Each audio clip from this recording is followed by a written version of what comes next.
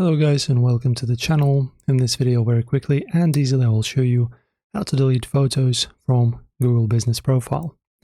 So guys, when you type in Google Business on Google and you're taken to the official website, as you can see on the bottom here, we have our businesses. So depending on how many you have, you will have them right under your profile picture. As you can see, you manage these profiles. And as you can see, I have this test business and this second business. These are just test businesses I created for the purpose of recording a video. And now guys, just choose which one you want to manage and delete the photos for. I will choose the second one because that's where I have some photo added. All right, like this. And now guys, you need to click on photos. As you can see, we have this little interface with buttons. Click on photos.